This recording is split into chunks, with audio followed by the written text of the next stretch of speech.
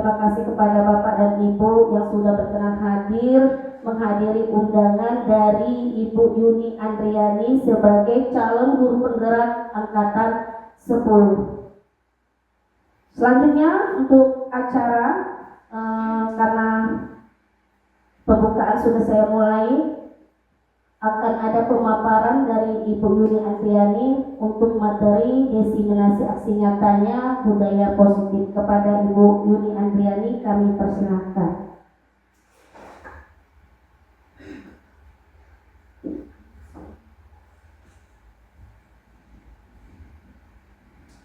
Terima kasih kepada Ibu Moderator. Assalamualaikum warahmatullahi wabarakatuh. Alhamdulillahirrahmanirrahim. Wassalatu wassalamu ala asrofil anbiya wal mursalin wa ala alihi wasallam.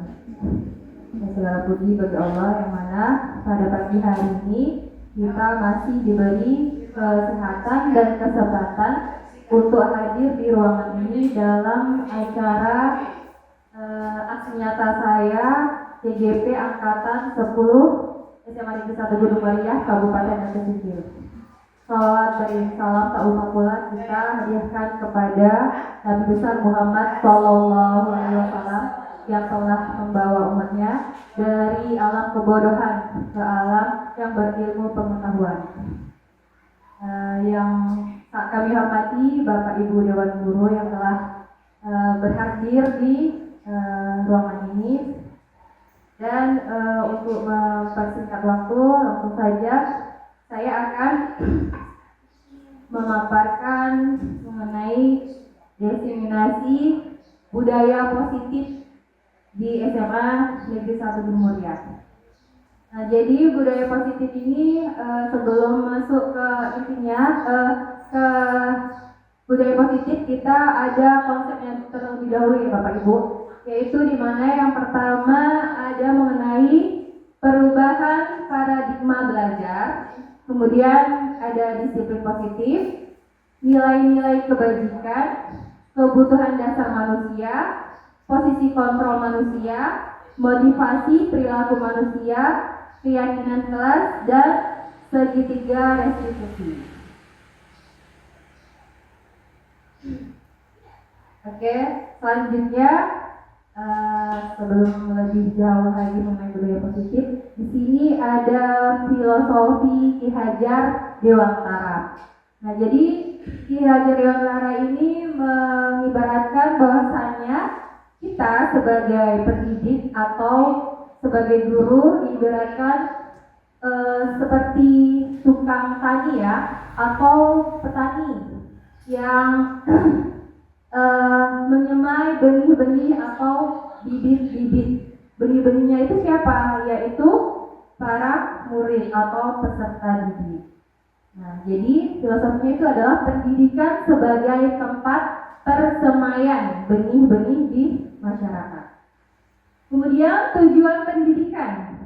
Tujuan pendidikan yaitu menuntun segala kodrat yang ada pada anak didik agar mereka dapat mencapai keselamatan dan kebahagiaan yang setinggi-tingginya, baik sebagai manusia maupun sebagai anggota masyarakat. Oke, itu tadi mengenai filosofi Ki Hajar Dewantara. Nah, sekarang ada disiplin positif dan nilai-nilai kebajikan universal. Di sini ada yang namanya teori kontrol dari Dr. William Glasser. Di mana teori kontrol ini adalah miskonsepsi ya sebenarnya Bapak Ibu. Jadi selama ini kita itu berilusi bahwasanya guru itu mengontrol murid.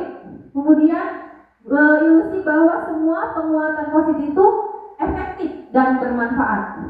Selanjutnya berilusi lagi bahwa kritik dan membuat orang merasa bersalah dapat menguatkan karakter, bahwa orang dewasa memiliki hak untuk memaksa. Nah, sebenarnya ini teori yang miskonsepsi, dalam artian ilusi guru mengontrol murid itu sebenarnya salah. Jadi kita kita manusia ini sebenarnya ketika kita ada sesuatu di genggaman tangan kita misalnya kan, misalnya Imah nih, di genggaman tangan Imah itu ada emas 5 gram misalnya. Kemudian kakak ini saya berusaha mengambil emas itu. Kira-kira Imah mau nggak melepaskan atau tetap menggenggam tangan Imah? Iya, tetap menggenggam. Kenapa Imah? Iya, karena menurut Imah tujuan Imah itu yang di genggaman Imah itu sangat berharga.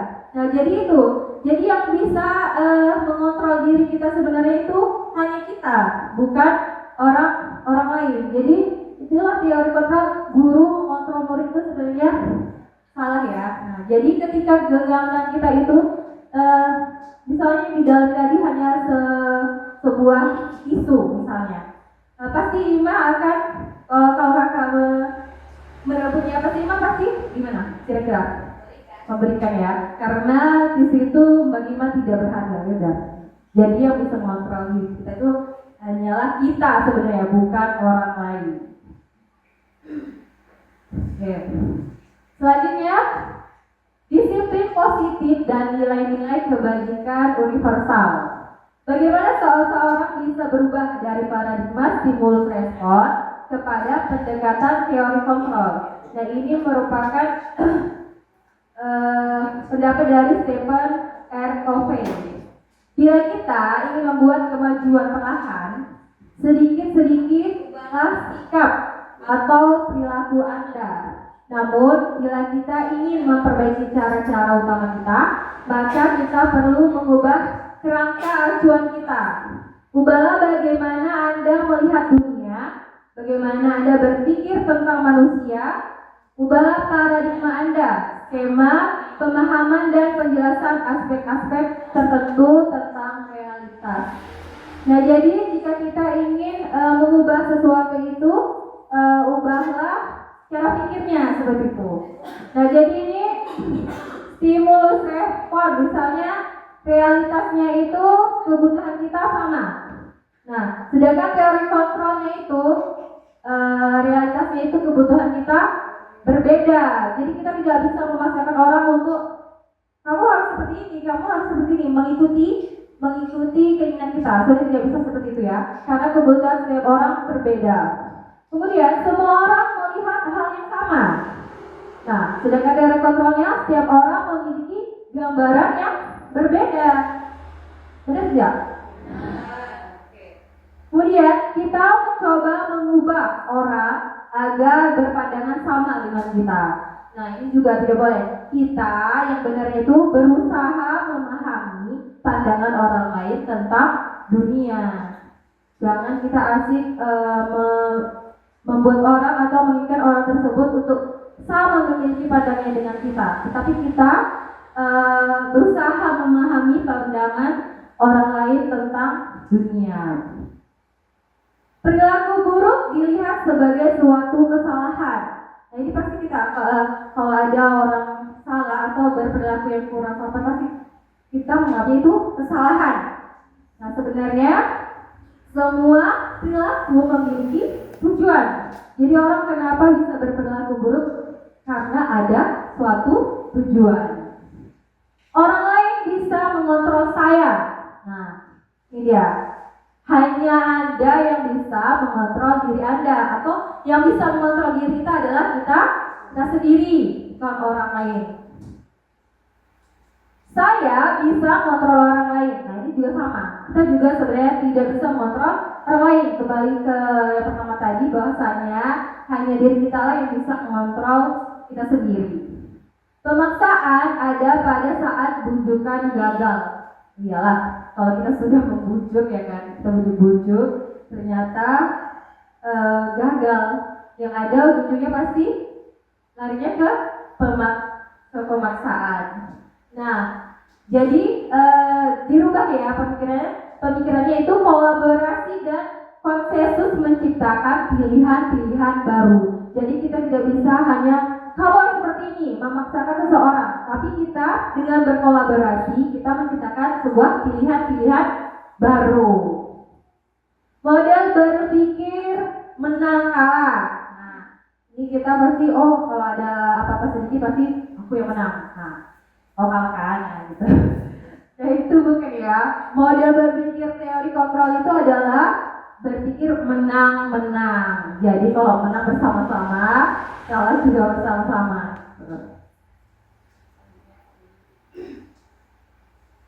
Disiplin positif dan nilai-nilai kebajikan universal. Makna kata disiplin.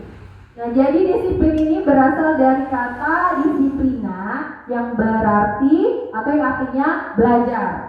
Disiplin mengacu pada disiplin diri yang memiliki tanggung jawab terhadap apa yang dilakukannya berdasarkan nilai-nilai yang diyakini. Nah, jadi disiplin berarti artinya belajar ya Bapak Ibu, berasal dari kata disiplina.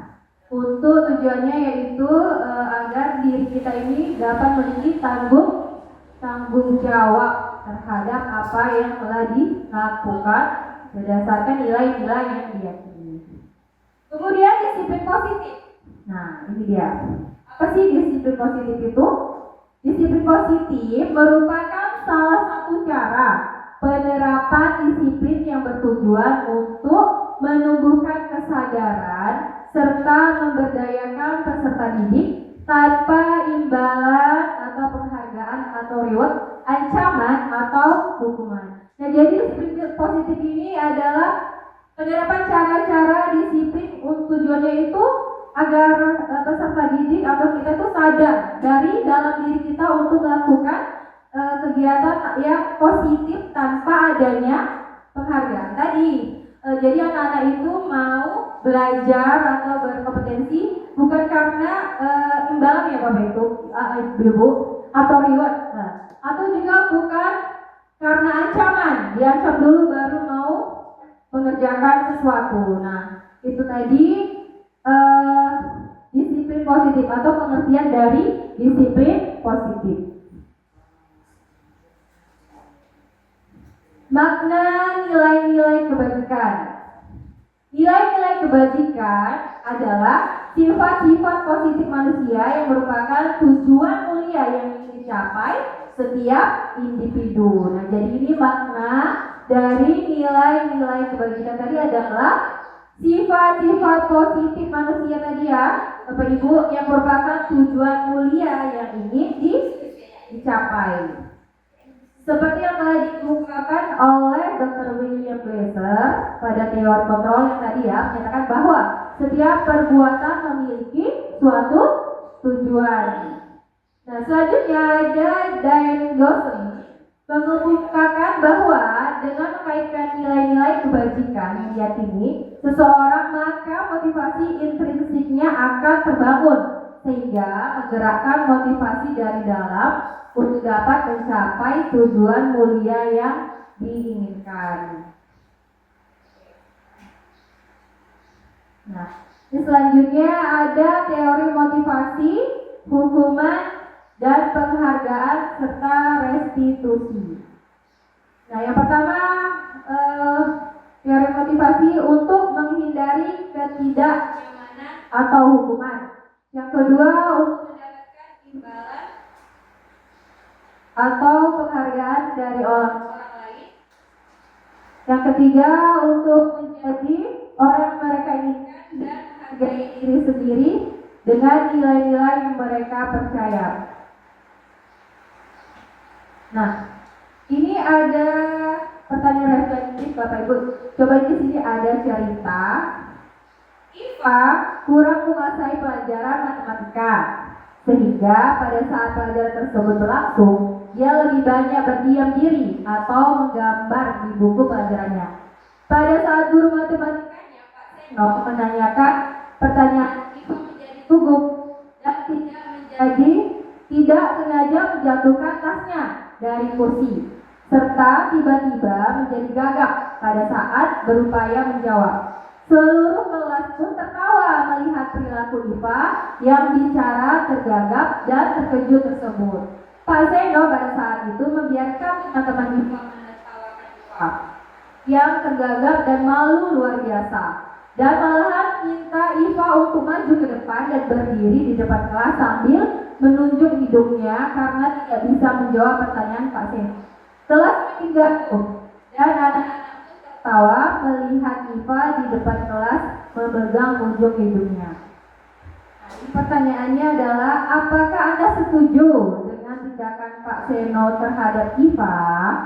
Mengapa? Ada yang ingin coba menjawab, Bapak Ibu? Ada? Tentang cerita Iva, gurunya mungkin? Gurunya? Coba Bu.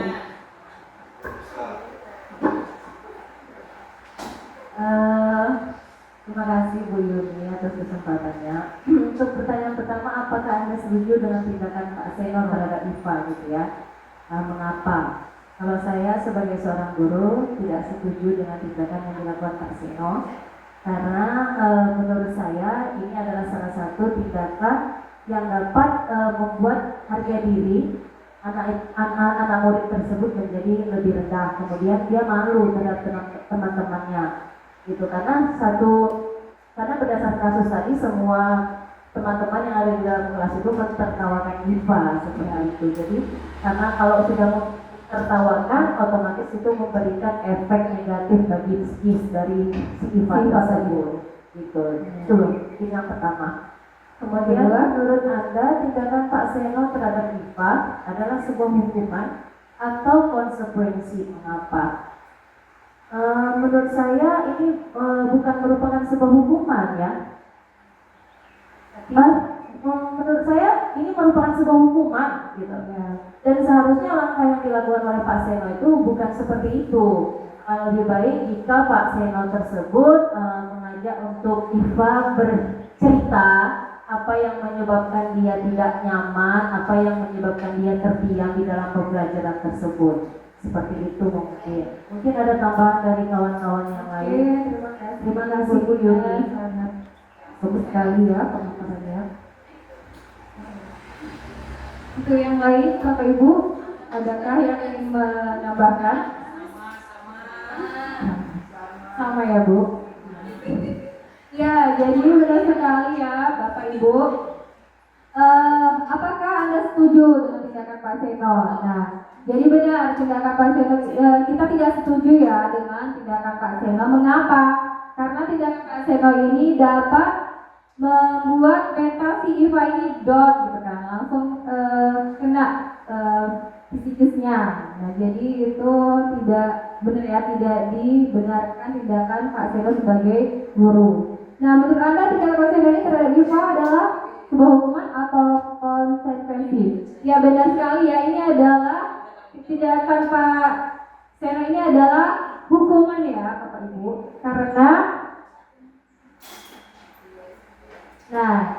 apa itu hukuman? Nah, jadi karena hukuman itu sifatnya adalah tidak terencana atau tiba-tiba. Nah, seperti yang tadi kita lihat, begitu Iva lagi terdiam sambil menggambar-gambar, Pak Seno langsung ya kan, langsung memberikan, langsung menunjuki Pak coba maju ke depan. Nah, itu adalah hal yang tiba-tiba. Nah, jadi itu merupakan hukuman. Nah, hukuman itu sifatnya tidak terencana atau tiba-tiba. Kemudian anak atau murid tidak tahu apa yang akan terjadi dan tidak dilibatkan. Hukuman bersifat satu arah saja dari pihak guru yang memberikan, dan murid hanya menerima suatu hukuman tanpa melalui suatu kesepakatan atau pengarahan dari pihak guru, baik sebelum atau sesudahnya. Nah, jadi anak-anak tadi hanya menerima saja apa yang dikatakan oleh gurunya, coba kamu maju ke depan. Nah, langsung tidak ada kesepakatan sebelumnya dan sifatnya tiba-tiba, tidak terencana. Hukuman juga diberikan bisa berupa fisik, itu tadi ya. Misalnya maju ke depan, angkat kaki. Nah, itu adalah hukuman fisik.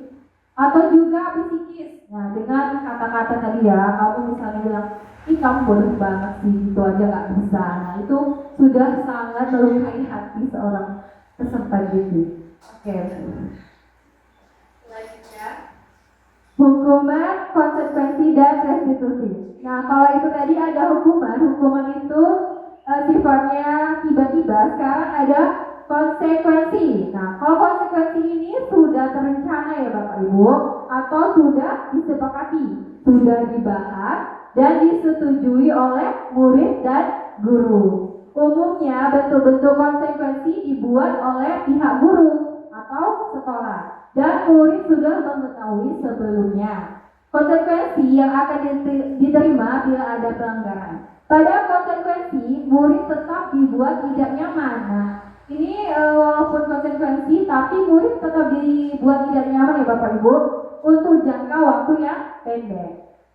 Konsekuensi biasanya diberikan berdasarkan suatu data yang umumnya dapat diukur. Misalnya, setelah 3 kali tugasnya tidak diselesaikan pada batas waktu yang diberikan, atau murid melakukan kegiatan di luar kegiatan pembelajaran, misalnya mengobrol, maka murid tersebut akan kehilangan waktu bermain dan harus menyelesaikan tugas karena ketertinggalannya. Peraturan dan konsekuensi yang mengikuti ini sudah diketahui sebelumnya oleh murid. Sikap guru di sini senantiasa memonitor murid. Nah, jadi perbedaannya hukuman dan konsekuensi. Kalau konsekuensi sudah terencana, murid tahu dan guru juga yang membuat peraturan tersebut. Nah, seperti itu. Kemudian yang ketiga, tadi ada hukuman, konsekuensi, dan sekarang restitusi. Nah, apa itu restitusi?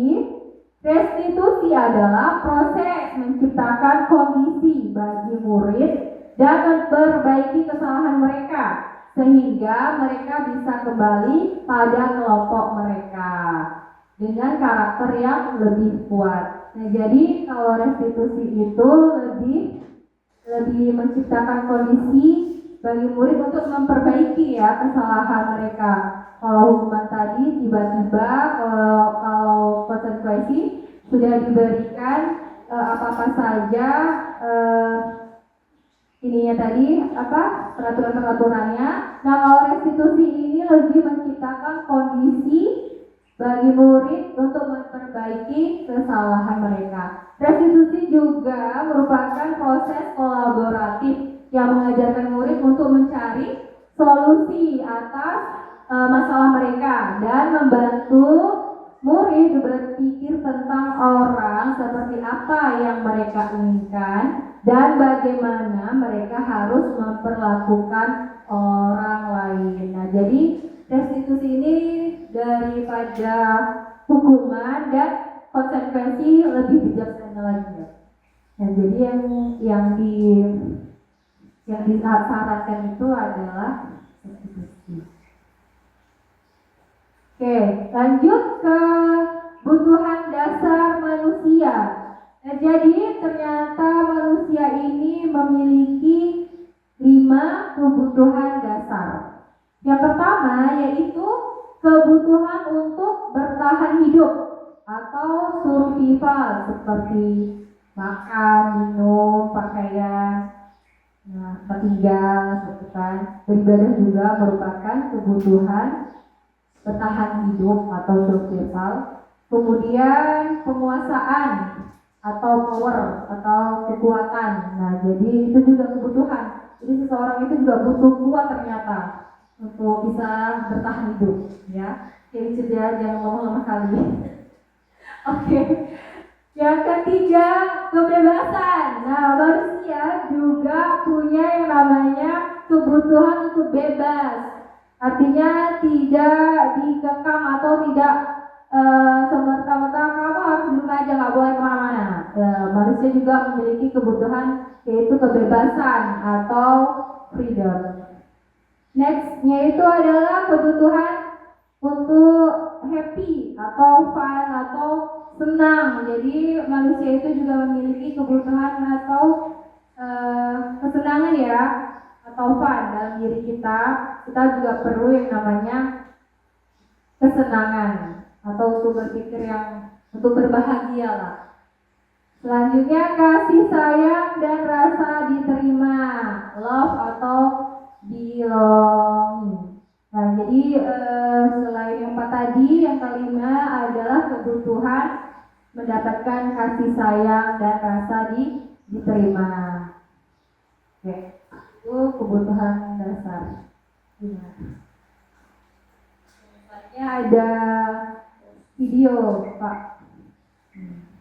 Boleh diputar, Pak, videonya?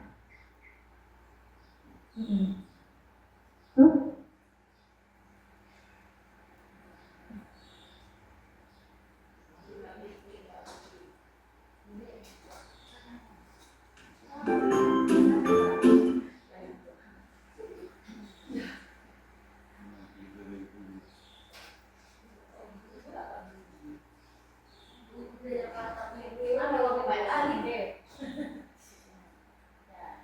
Oke, mari kita dengarkan ya, ini ada video.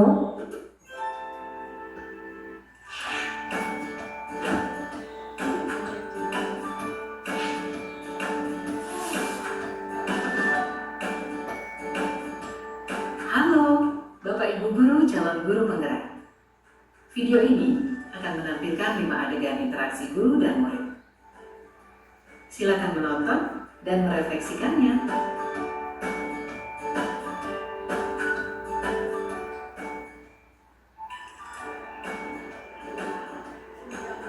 Pagi anak-anak, silakan PR yang kemarin ibu berikan diletakkan di meja. Anton, kamu sudah mengerjakan belum? Belum mengerjakan saya, Bu. Kamu selalu ya nggak ngerjain PR. Sekarang kamu duduk di depan, lalu tulis. Saya berjanji tidak akan mengulangi lagi. Saya berjanji akan berusaha menjadi murid yang rajin belajar sampai pelajaran saya selesai. Ira. Pagi anak-anak, hari ini ada tugas ya. Ada yang belum mengerjakan? Anton, kamu sudah mengerjakan? Belum, Pak. Kamu nggak ngerjain tugas ya? Kamu mau jadi apa nanti? Kamu lihat sekolah sih. Coba bayangkan orang tuamu betapa kecewanya sama kamu. Kamu itu sudah kelas 5. Harusnya bertanggung jawab sama dirimu sendiri.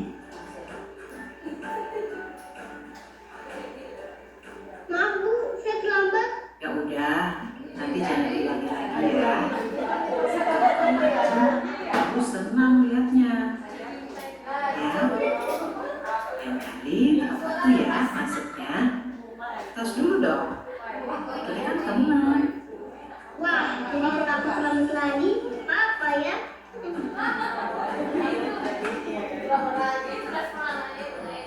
Kamu kok nggak pakai baju olahraga? Jangan. Kamu sudah 3 kali loh nggak ikut olahraga bulan ini. Iya, Pak. Sudah 3 kali berarti saya dapat sanksi, Pak.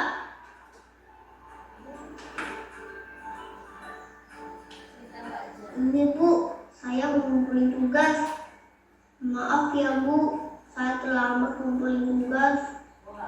Kenapa kamu terlambat mengumpulkan tugas? Iya, Bu, saya kalau sore udah kumpul ke warung, nggak sempat ngumpulin tugas. Kira-kira apa yang bisa kamu perbaiki supaya kamu bisa mengerjakan tugas tepat waktu? Coba, kapan biasanya kamu membantu ibu jualan? Jam 6 sampai jam 8 malam, Bu. Bagaimana kalau kamu membuat jadwal? Kapan kamu akan mengerjakan tugas? Oh gitu ya, Bu. Saya coba deh, Bu. Terima kasih, Bu. Oke, itu tadi adalah posisi kontrol guru ya. Bapak Ibu, kira-kira dari guru A, B, C, D, E, menurut Bapak Ibu yang mana yang paling yang seharusnya gitu? Yang mana, Bu Ira?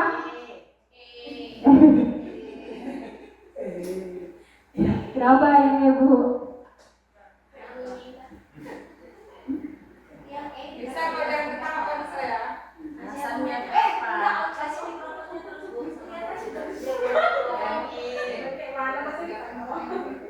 Mungkin Ibu apa pintar. Iya. Karena mau pintar tadi harus orang pintar dari kelas. Oke ya. saya komentari.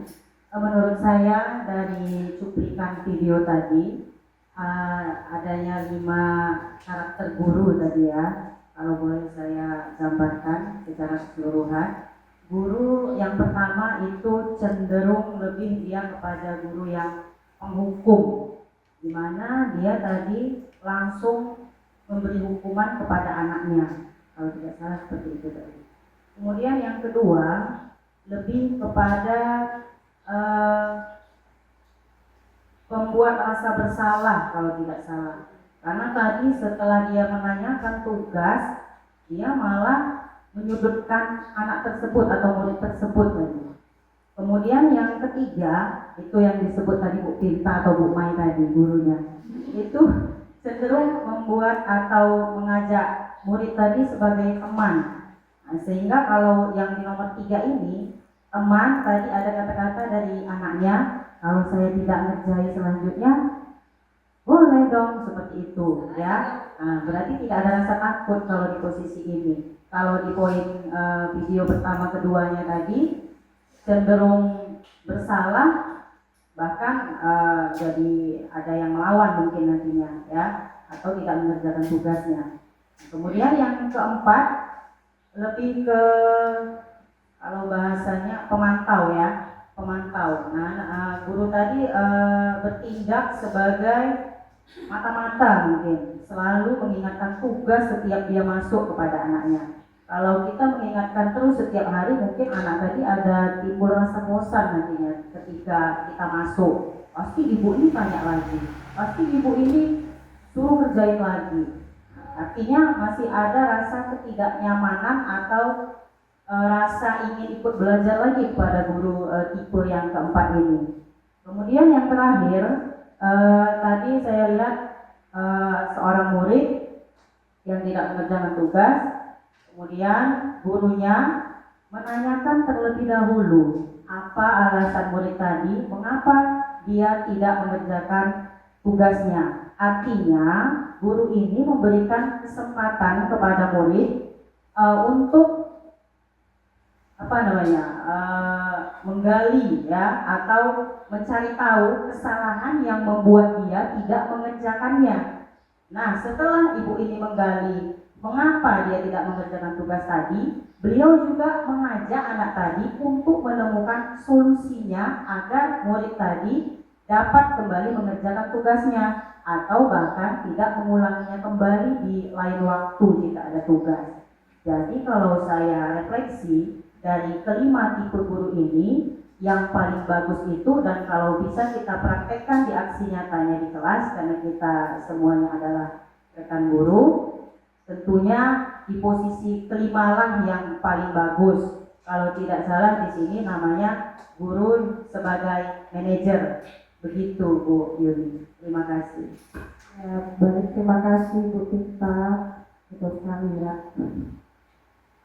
Oke, coba kita lihat selanjutnya. Nah, jadi ini ya posisi kontrol restitusi. Nah, jadi dari video tadi ada guru A, B, C, dan D, E. Itu ada yang namanya posisinya sebagai penghukum, pembuat merasa bersalah, teman, pemantau, dan manajer. Jadi tadi yang pertama itu ada benar ya yang sudah disampaikan oleh Bu Pinta, itu adalah posisi penghukum. Ketika anak salah langsung memberikan hukuman. Kemudian yang kedua, yang guru B itu membuat perasaan bersalah, kepada murid tadi dengan kata-kata, kamu ini gimana sih, kamu tidak ini apa dengan orang tuamu, misalnya gitu, tidak kasihan dengan orang tuamu yang sudah tercapai menyekolahkanmu. Jadi itu kata membuat merasa bersalah. Kemudian yang ketiga itu ada posisi kontrol, yaitu teman, guru sebagai teman. Jadi ditanya dulu, kenapa kamu melakukan kesalahan? Jadi oh yaudah besok jangan dilakukan lagi ya. Nah, jadi itu seperti seakan-akan anak murid tadi itu teman.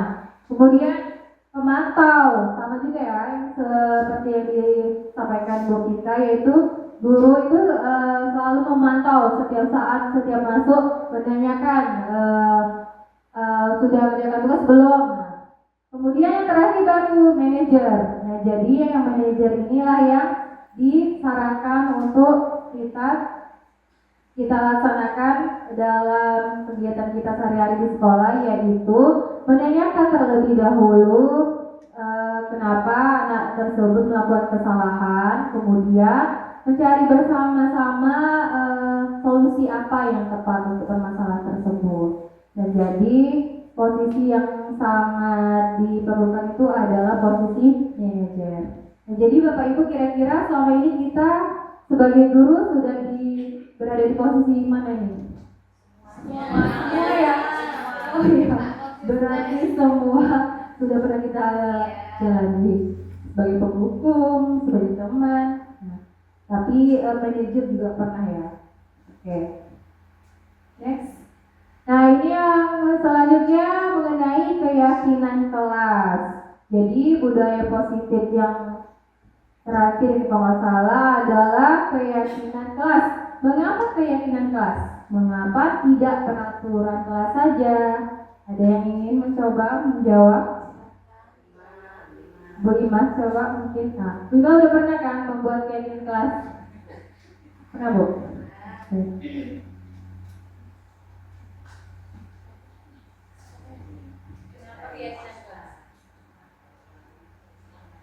Terima kasih Bu Yuni atas kesempatannya. Di sini saya akan mencoba menjawab dari mengapa keyakinan kelas, mengapa tidak peraturan kelas saja. Ya, kenapa harus keyakinan kelas? Karena itu berdasarkan kesepakatan bersama antara kita dengan peserta didik. Nah, dari situ kita meminta, misal kalau kita melanggar peraturan misalnya, apa sih kesepakatan bersama yang harus kita lakukan? Nah, berbeda dengan peraturan kelas. Kalau peraturan kelas itu lebih ke peraturan yang dibuat oleh sekolah. Nah, jadi situ terkadang tidak sesuai dengan keinginan anak-anak. Jadi yang saya rasa itu yang paling cocok yaitu keyakinan kelas, yaitu kesepakatan bersama kita dengan oke, mungkin baru saya Bu yang terima kasih. Oke, terima kasih Bu Lima, benar sekali ya. Kenapa harus keyakinan kelas? Karena keyakinan kelas itu sudah kita buat bersama-sama ya dengan murid. Kalau peraturan itu hanya sekolah atau guru yang membuat, tidak berkolaborasi. Nah, mengapa keyakinan kelas? Nah, ini tadi ya. Mengapa tidak peraturan kelas?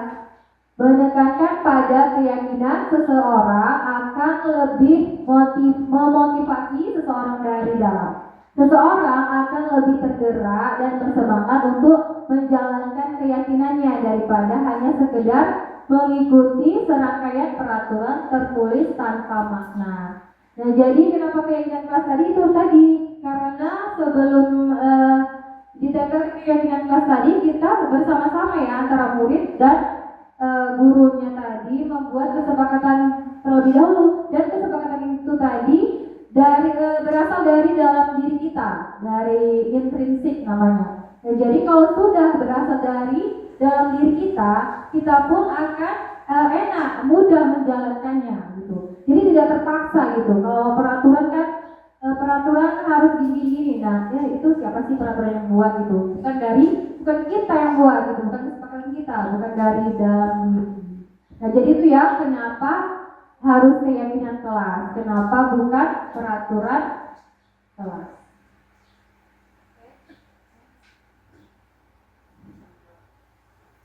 Ya, ini adalah contoh keyakinan kelas. Keyakinan kelas 1 misalnya, setiap anggota kelas perlu belajar, setiap anggota kelas perlu senang. Nah, anak kelas 1 ya, kelas 1 SD misalnya. Nah, kalau kelas 1 SD itu harus banyak-banyak senang dulu. Kemudian setiap anggota kelas perlu melakukan tugas, setiap anggota kelas perlu saling menghargai, dan setiap anggota kelas perlu merasa aman. Itu adalah contoh kelas 1. Nah kalau kelas 7 misalnya hormat, kami meyakini bahwa sangat penting untuk menghormati semua orang dan barang milik orang lain. Nah itu hormat. Kemudian bekerja, kami meyakini bahwa sangat penting untuk mengerjakan segala pekerjaan atau mengikuti kegiatan yang telah ditugaskan.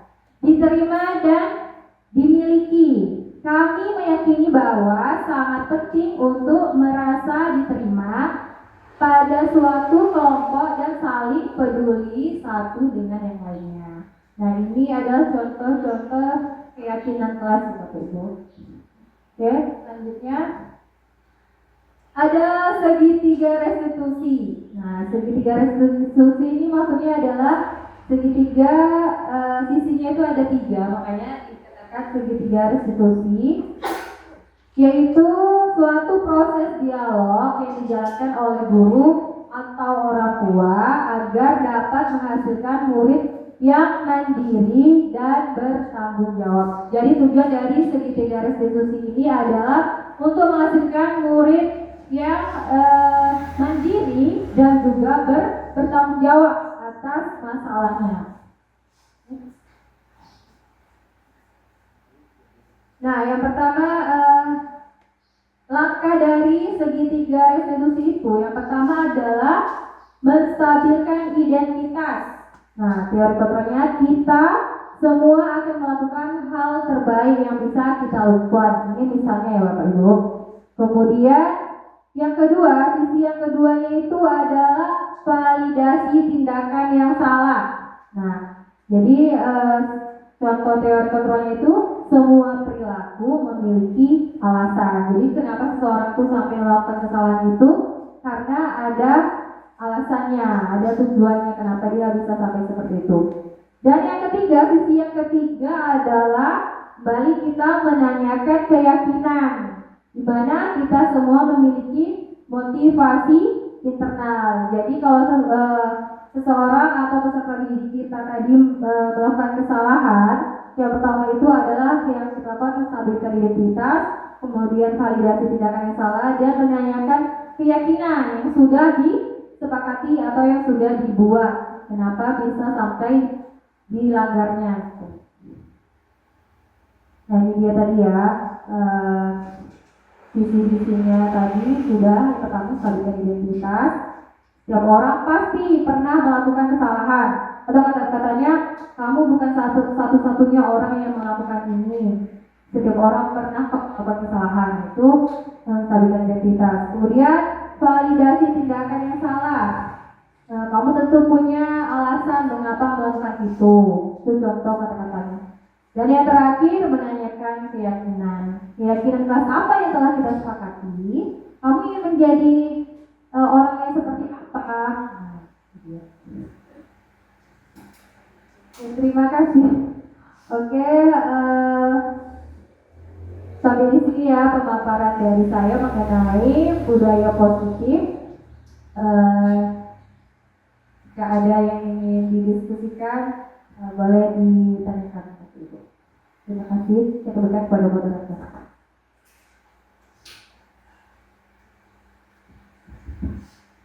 Baik, untuk acara selanjutnya kita buka sesi sharing atau tanya jawab yang berhubungan dengan pemaparan dari CGP Angkatan 10 Ibu Yuni Andriani tentang budaya positif. Dari yang kembali pertama kali.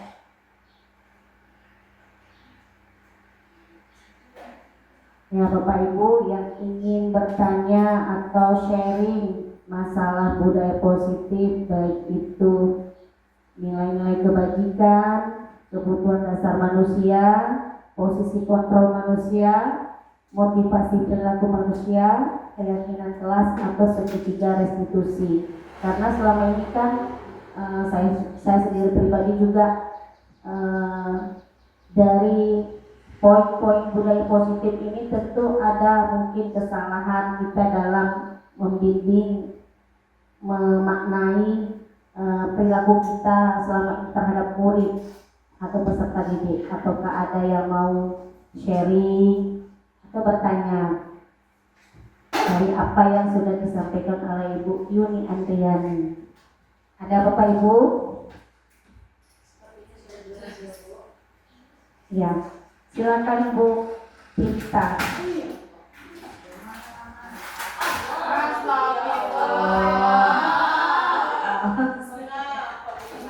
Semangat Bu Ima.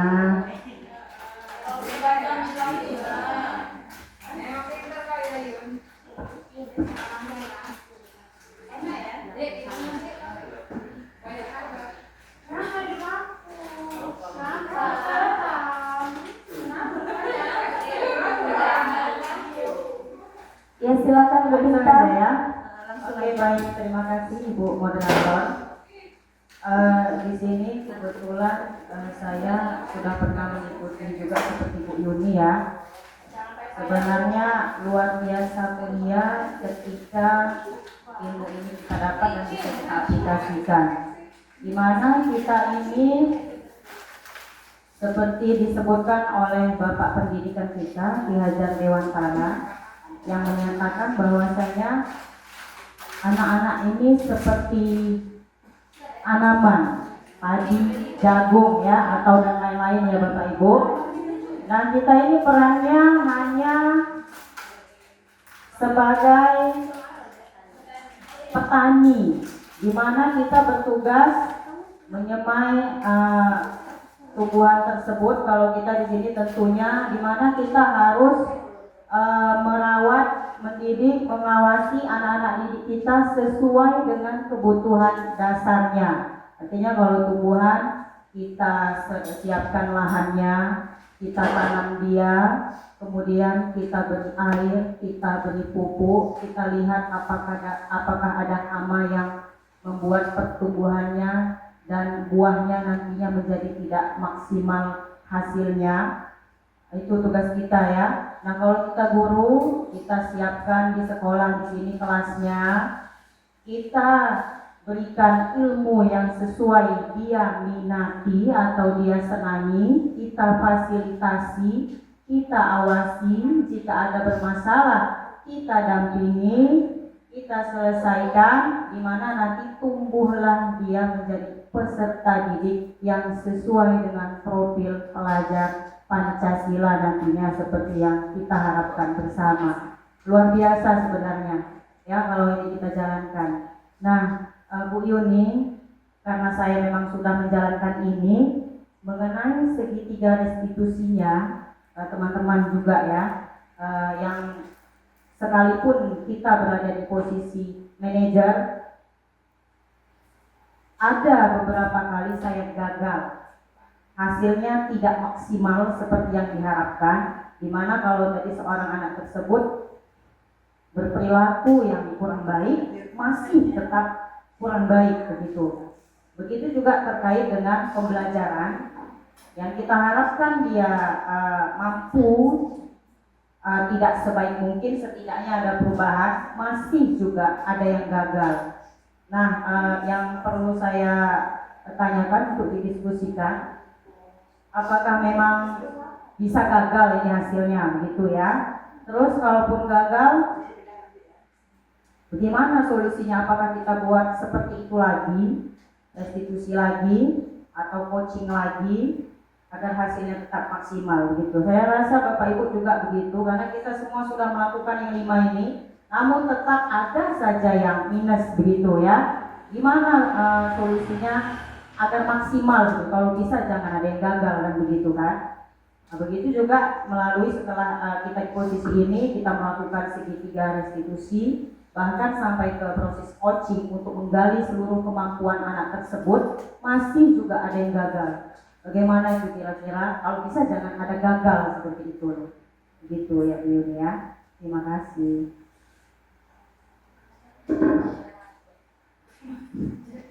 Lahirnya prematur kata Bu Ima. Iya. Baik, terima kasih buat Bu Pinta ya kan.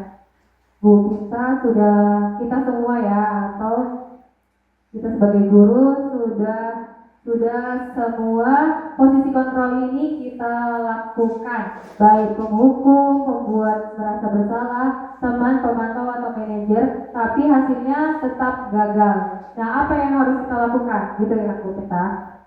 Nah, jadi sedangkan segitiga restitusi tadi aja ada yang memvalidasi kesalahan gitu kan.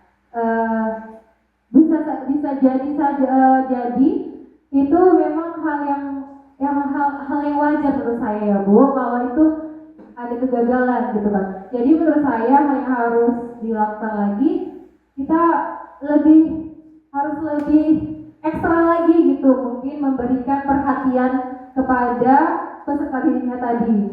Mungkin selama ini yang dari 1 sampai 5 tadi memang udah, tapi belum berhasil. Menurut saya itu tadi harus memberikan pendekatan yang lebih ekstra lagi. Bila perlu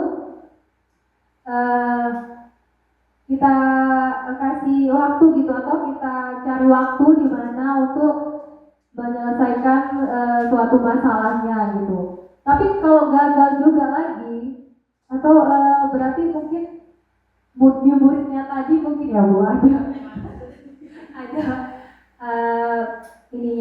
mungkin kita bisa lihat bagaimana latar belakang keluarganya juga gitu. Itu menurut saya sih lebih ekstra lagi pendekatannya tadi, dan lebih dari hati ke hati lagi lah gitu, supaya tergerak hatinya tadi untuk bisa berubah. Itu Bu kita yang bisa saya sampaikan. Atau mungkin untuk Bapak Ibu yang lain ada yang ingin menambahkan? Bu Pati mungkin.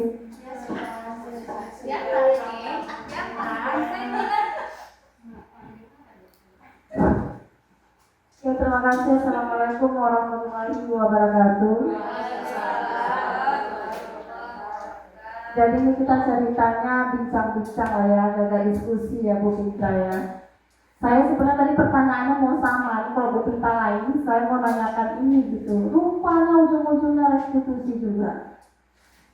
Jadi kalau bercerita pengalaman, saya pribadi dalam melaksanakan segitiga restitusi ini, kalau saya pribadi ini sangat membantu.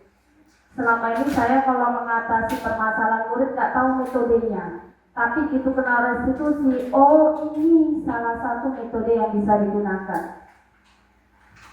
Jadi memang sudah dikatakan kadang kita tidak satu kali restitusi langsung berhasil, itu sudah dikatakan di teorinya.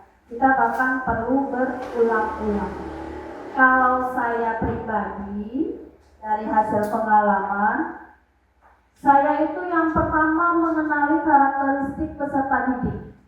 Bagaimana karakteristik anak tersebut, sehingga saya bisa melakukan coaching dalam melakukan restitusi. Modalnya adalah kemampuan komunikasi yang baik, yang bisa dimengerti oleh peserta didik. Itu kalau saya. Jadi saya kenali dulu karakteristik anak. Oh, ini anaknya seperti ini. Betul kata Bu Yuni, latar belakangnya seperti ini. Sehingga ketika berbincang saya menggunakan bahasa yang mudah dipahami anak tersebut. Sekali di restitusi tidak berhasil, maka 2 kali. Dan itu sudah saya lakukan. Alhamdulillah 4 kali, ke-5 kali mungkin bosan anaknya, akhirnya nurut gitu. Ya. Jadi intinya dari hati ke hati memang Bu Yuni. Dengan mengenali anak, bagaimana karakternya, maka kita bisa membawa dia kepada perubahan yang lebih baik. Intinya sebagai guru, Bapak Ibu guru, ayo kita semangat.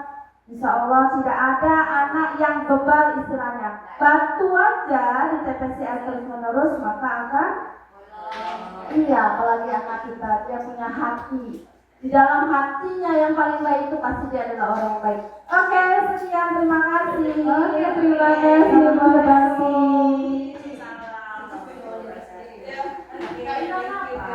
Oke, terima kasih banyak untuk Bu Suparti, sangat luar biasa ya jawabannya. Kembali dari hati ke hati ya Bu. Jangan bosan-bosannya memberikan restitusi, dan restitusi. Gagal itu suatu yang wajar. dan kita coba lagi dan lagi. Oke. Mungkin dari Bu Emin yang boleh ngomong sebenarnya. Iya, Boleh. Dari tadi mau ngomong loh ini. Oke, saya sedikit akan menambahi, tapi hanya sedikit Ibu Bintang. Kalau menurut saya, restitusi tadi ya, segitiga restitusi sudah dilalui. Yang pertama komunikasi dengan siswanya, kemudian orang tuanya dengan guru itu sendiri. Nah, seperti yang dikatakan Ibu Bupati, sekali, 2 kali, 3 kali mungkin masih ada kemungkinan gagal. Kan seperti itu ya? Nah, kalau sudah gagal, maka ada mekanismenya kita bawa ke lebih tinggi, yaitu BUPET. Ya kan? Guru BK. Kalau seandainya guru BK gagal juga, kita bawa ke siswaan. Kalau seandainya kesiswaan gagal juga, mungkin ada pimpinan kita yang lebih atas untuk bisa menanggulangi tahap tersebut. Tapi kalau seandainya gagal lagi, kita buat kemungkinan gagal lagi. Yuk kita berubah aja pola pikir gurunya sesuai dengan yang karakteristik siswa yang mau kita tuntut tadi. Apa? Dari beberapa karakteristik siswa kan berbeda-beda. Kita mau menciptakan, mau menghasilkan peserta didik yang seperti apa? Ada orang yang memang peserta didik diberikan kemampuan kognitif yang tinggi. Ketika kognitif tinggi, tapi dia tidak didukung oleh sikap kemauan siswa tersebut, itu mungkin bermasalah juga anak-anaknya. Maka kita harus tahu dulu kan, seperti yang dikatakan Bu Supati, tahu dulu karakteristik siswanya seperti apa, dan kita mau menghasilkan dia yang bagaimana gitu. Kalau seandainya kita cuma mengharapkan, ini anak kalau dari segi kemampuan gak ada, tapi dia karakteristiknya mau membantu guru-guru. Loh, kita buat aja pola pikir kita, paradigma kita apa? Kita mau menciptakannya seperti apa? Keluar dari SMA Negeri 1 Gunung Meriah misalnya, mau seperti apa anaknya? Mau dalam hal intelektual, atau dalam hal psikomotorik, atau dalam hal afektifnya yang mau kita tingkatkan? Itu aja sepertinya. Menurut saya, sedikit menambahi. Assalamualaikum warahmatullahi wabarakatuh. Waalaikumsalam warahmatullahi wabarakatuh. Terima kasih Bu Ina untuk tambahannya. Ada lagi yang mau menambahkan? Mana tahu ada pengalaman dari segitiga restitusi ya, cara menangani anak-anak atau peserta didik kita yang agak-agak ruwet menanganinya. Ada tambahan? Bapak Ibu?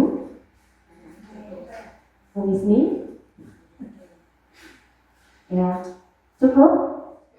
Namanya sedikit ya Bu Rima, itu kan kita dalam melakukan restitusi, kemampuan coaching kita itu kita tingkatkan lagi. Hari ini gagal, besok kemampuan coaching kita tingkatkan bagaimana membuat pertanyaan-pertanyaan yang bisa membuat peserta didik itu menyadari kesalahannya.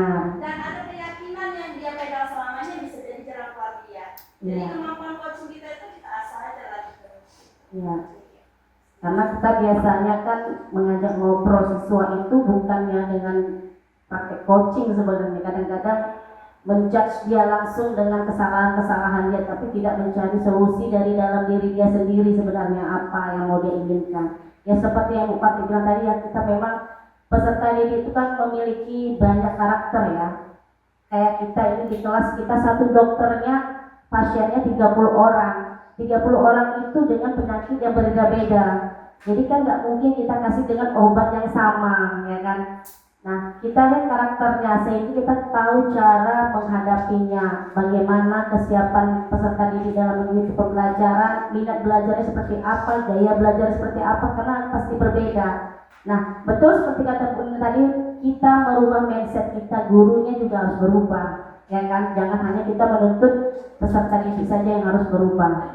Mudah-mudahan dari apa yang kita dapati dari pemaparan Ibu Yuni ini menambah lagi pemahaman kita, pengetahuan kita dalam menghadapi peserta didik dengan baik dan benar, dengan berlapang dada, tidak hanya sekedar kita marah-marah menghadapi murid, tapi kita juga guru senang, siswa senang, sesuai dengan posisi kontrol tadi kan, karena orang butuh kesenangan juga ya kan, butuh kasih sayang. Ya kan? Jadi kita dengan ada kata-kata kasih sayang juga seperti itu anak-anak, pasti anak-anak juga akan lama-lama juga akan menurun, ya kan? Karena itu kita sebagai guru bukan hanya untuk menjerumuskan siswa, tapi untuk menggali potensi yang ada pada dirinya akan menjadi apa di kedepannya nantinya. Setuju Ibu? Ya kan? Oke. Nah dari itu saya juga sebagai moderator mudah-mudahan sekali lagi saya ucapkan agar nantinya kita bisa menerapkan dari apa yang sudah diterangkan oleh Ibu Yuni Adriani sebagai CGP Angkatan 10. Semoga ini tidak berhenti di sini, ya. Kita praktekkan untuk kedepannya supaya kita bisa menjadi guru yang lebih baik lagi. Amin amin ya rabbal alamin. Oke, untuk acara selanjutnya penutupan. Penutupan ada yang Bu Yuni mau sampaikan kembali? Kira-kira apa? Oke, saya rasa cukup untuk Bapak Ibu sekalian. Saya ucapkan terima kasih banyak karena sudah meluangkan waktunya untuk hadir. Salah-salah kata mohon dimaafkan. Assalamualaikum warahmatullahi wabarakatuh. Waalaikumsalam.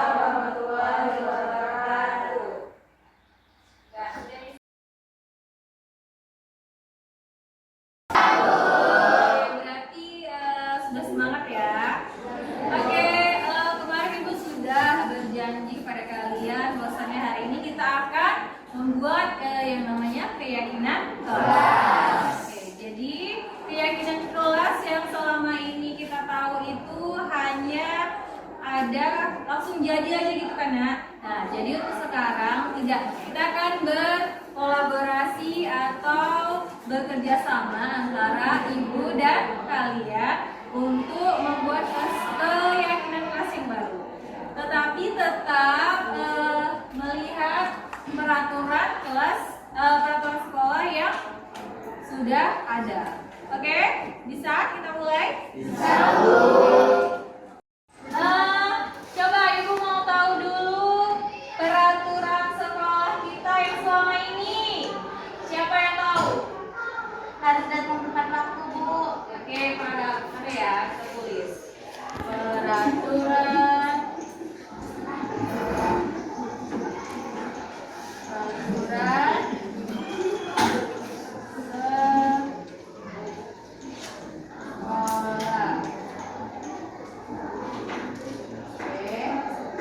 Oke, baik. Nah, jadi Ibu akan bertanya kepada kalian mengenai peraturan sekolah yang selama ini kita jalankan. Nah, jadi untuk yang pertama peraturan sekolahnya itu siapa ya? Siapa yang tahu?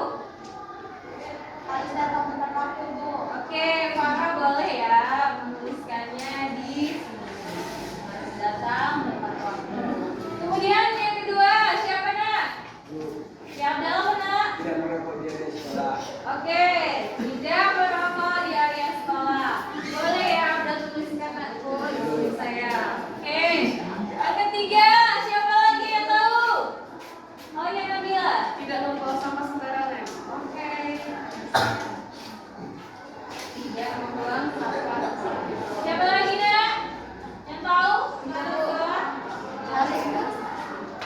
Apa saya? Harus melakukan tiket kelas. Oh ya, harus melakukan shopping. Siapa lagi yang tahu? Harus memakai seragam sekolah dengan rapi. Oke, tuliskan ya di sini. Oke. Selanjutnya ada lagi yang tahu? Ya, apa nih? Tidak membawa HP ke sekolah.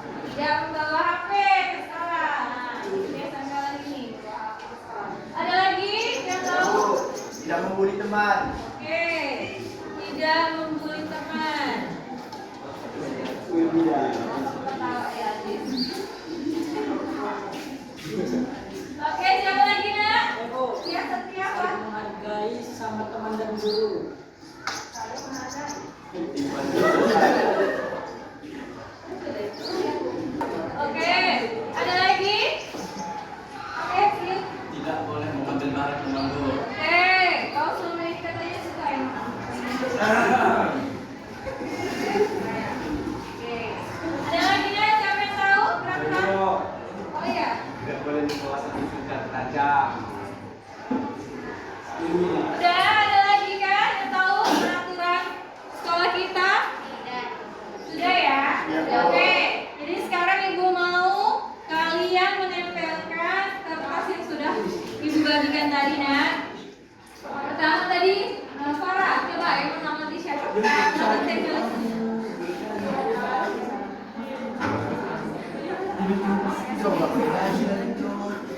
Oke. Yang kedua tadi, oke Abdal. Boleh.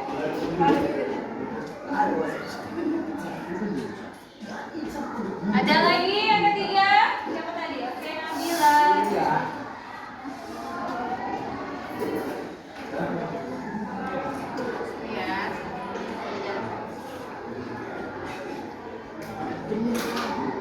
Oke, ada lagi? Yang keempat?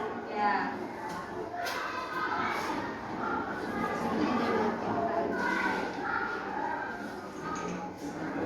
Yang kelima tadi siapa? Oke, Nabila.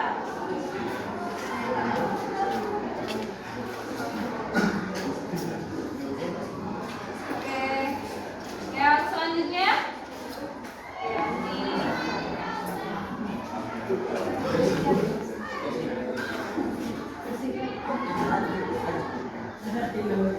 Selanjutnya.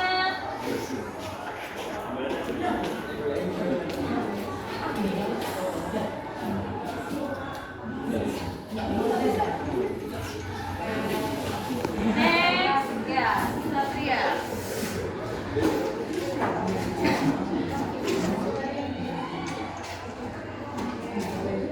Ada lagi tadi? Oh, Yeskir. Oh, Yeskir.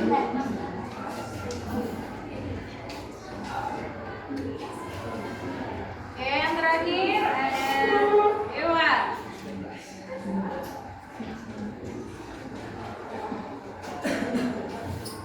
Oke, bagus sekali. Terima kasih untuk yang sudah memaparkan atau menuliskan mengenai peraturan sekolah kita. Nah, sekarang ini tadi adalah peraturan sekolah kita yang selama ini disepakati ya atau dijalankan. Nah, sekarang Ibu mau kalau peraturan sekolah itu, nah, dia yang menentukan adalah sekolah. Nah, sekarang kita akan merubah sedikit peraturan sekolah, bukan merubah, cuman menjadikan peraturan sekolah ini menjadi keyakinan kelasnya. Nah, kalau keyakinan kelas itu datangnya dari hati kita gitu, maksudnya karena sudah saling kita sepakati, nanti bisa kalian jalankan. Kalau peraturan itu yang buat bukan kita tapi orang. Jadi seakan-akan kita tidak merasa bahwa itu hanya sekedar peraturan saja gitu, tidak merasa memiliki gitu. Nah, jadi sekarang Ibu mau dari peraturan sekolah ini kita akan membuat yang namanya keyakinan kelas.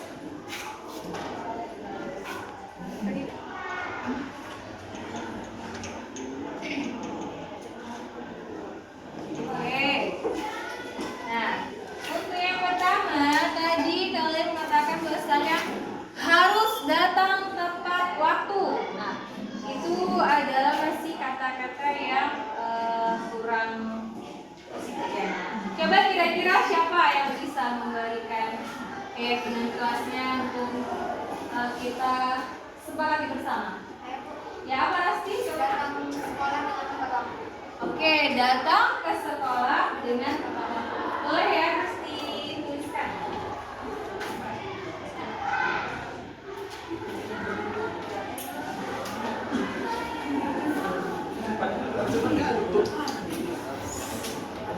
Oke, ya. Datang ke sekolah dengan tepat waktu. Oke, sepakat tidak ini? Kira-kira? Oke, setuju ya?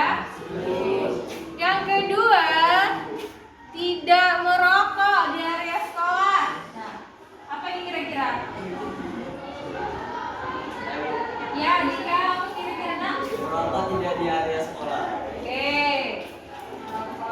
repot dari sekolah ya. Tuliskan ya. Oke, boleh Dika tempel ke depan ya nak.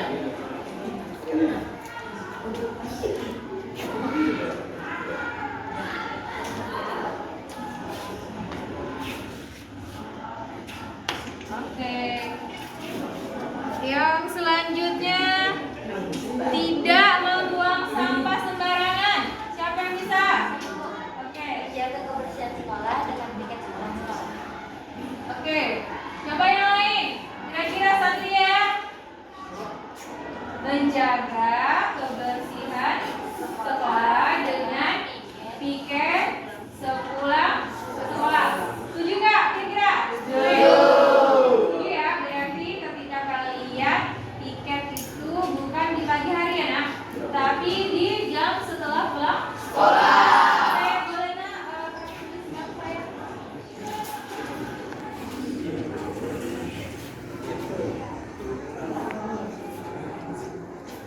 Selanjutnya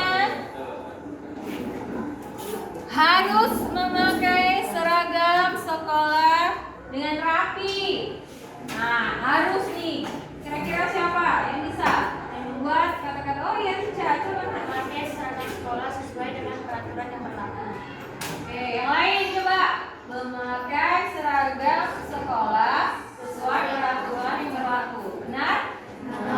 Setuju? Setuju. Nah, kalimatnya lebih positif ya. Nah, boleh kita.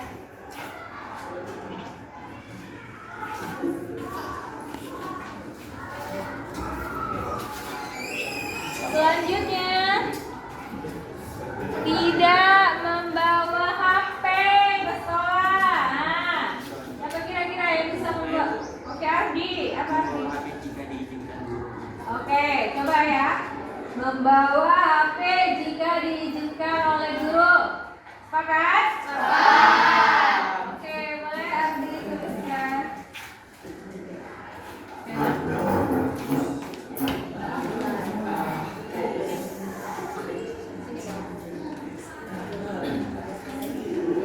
Oke. Selanjutnya, tidak membuli teman. Ada? Iya, Tifa. Berperilaku sopan santun dan saling menghargai. Oke, boleh ya. Boleh nggak nih? Kayak gitu kata-katanya. Boleh, Bu. Ya, sangat positif ya kata-katanya. Boleh ya, Tifa tuliskan. Kemudian siapa?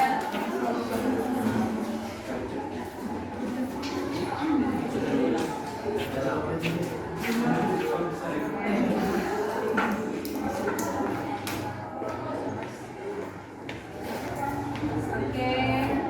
Selanjutnya, tidak boleh mengambil barang teman. Oke. Menjaga barang masing-masing. Jaga barang masing-masing. Tidak boleh. Sepakat nggak? Sepakat. Oke, sepakat. Boleh.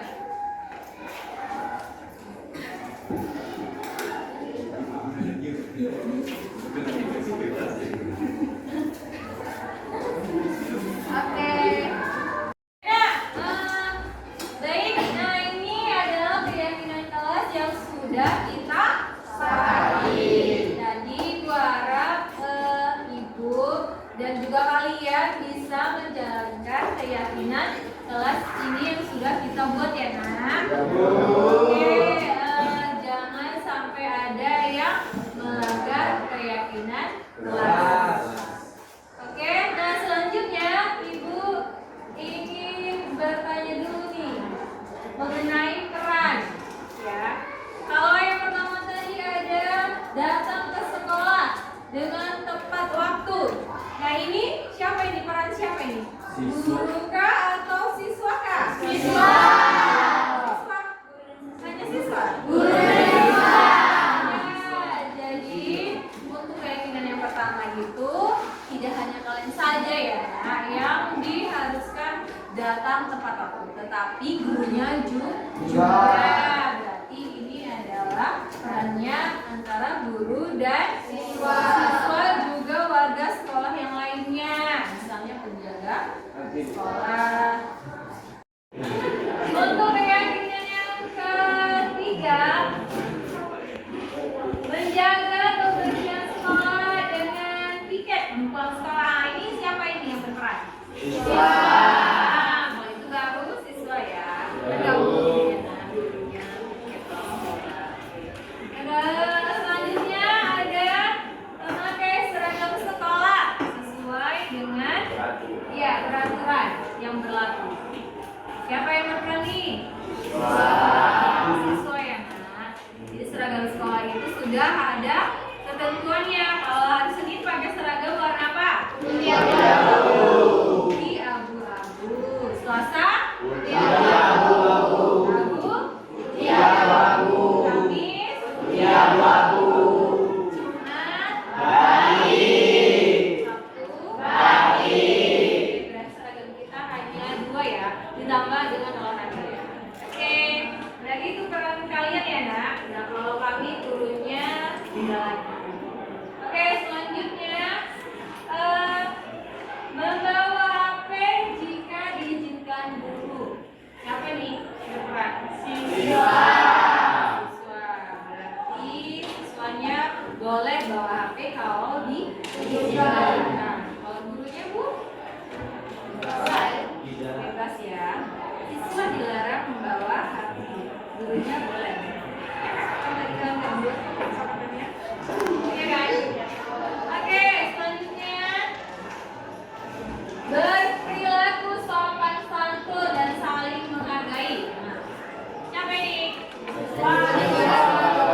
Ya, kalau udah saling menghargai berarti semua ya, antara murid dan juga guru. Jadi guru juga harus saling menghargai gurunya, gitu juga dengan murid ya Andi. Ya, sesama murid harus saling menghargai. Dengan contohnya apa? Tidak membuli, ya kan? Tidak mengambil barang teman, tidak mengganggu teman, tidak mencontek. Nah, itu adalah hal-hal yang termasuk ke dalam keyakinan kelas, yaitu saling menghargai dan juga sopan santun. Oke, baiklah, keyakinan kelas kita sudah kita sepakati. Besok kita akan membuat poster ya nak. Ini keyakinan kelas yang sudah kita buat ini. Besok kita buat poster. Siapa kira-kira yang bisa membuatnya nak? Kita kan? Oke, Gila dan Aidil. Yang lain juga boleh ya, bantu ya. Oke, tunggu besok posternya ya nak untuk ditempel. Oke. Ibu, nah ini adalah poster keyakinan kelas yang sudah dibuat dicetak oleh si Nabila dan si Aidil ya nak. Nah ini dia hasilnya, sangat bagus ya. Oke, beri tepuk tangan dulu untuk kita.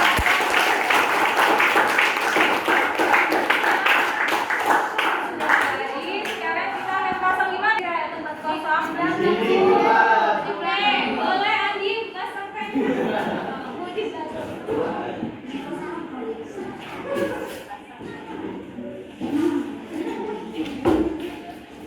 Sampai. Oh iya. Oh sampai ini. Oh udah ada pakunya ya. Oke, udah cocok ya di situ ya nak. Oke, nah boleh Gila dan Aidil kembali.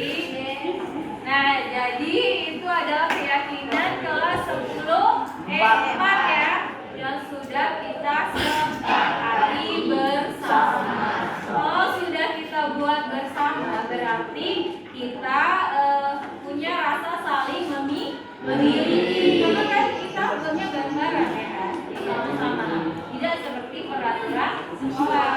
Ya, itu hanya dibuat oleh satu arah saja.